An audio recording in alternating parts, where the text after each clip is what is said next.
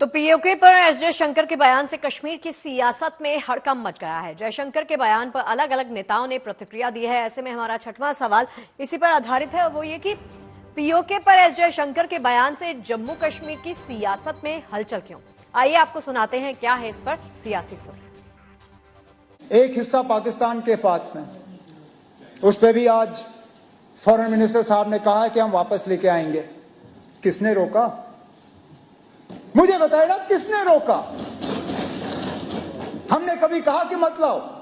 जब करगिल का वार हुआ, क्या वापस लाया? वो मौका था ना। जयशंकर साहब ने दी, ये कहते कौन रोक रहा है? भाई आपसे पूछ कौन रहा है? सीएम साहब से तो पूछा ही नहीं। उन्होंने किसी फंक्शन में किसी मीडिया पर्सन को बोला कि भाई पीओजे के इंटीग्रल पार्ट हम मानते हैं, तो ये कहते हैं कौन रोक रहा है? तो उसमें मुझे लगता है कि इस असेंबली में बोलने की आवश्यकता क्या थी? अब हम उनके इस बयान पे कोई काउंटर बयान नहीं देंगे, but it is a question which has been resolved in the parliament of India, और ये रेजोल्यूशन भी पास हुआ है कि पीओके जो है वो पार्ट ऑफ इंडिया है। आप चाहते हैं हर एक न्यूज पीओके के बारे में हो जाए, तो ये तो सही नहीं है। I am not here about POK sir, I am here to talk about our martyrs. POK के अलावा भी कुछ और सवाल पूछिए। टीआरपी के लिए पीओके चलता रहता है आपका।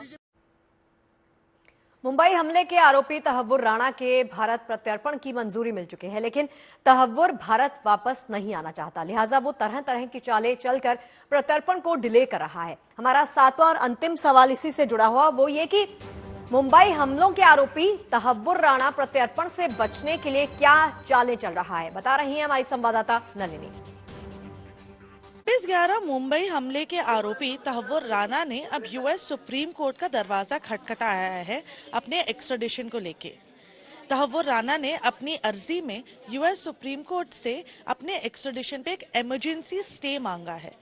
राणा ने सुप्रीम कोर्ट से ये बोला है कि उनकी जान को खतरा है इंडिया भेजे जाने में, और ऐसा भी हो सकता है कि वो ट्रायल तक सरवाइव ही ना करें। इसके कारण तहव्वुर राणा ने काफी दिए हैं। पहला उन्होंने ये बोला है कि क्योंकि वो पाकिस्तानी है और मुस्लिम है, इसलिए इंडिया में उनकी जान को खतरा ज्यादा है।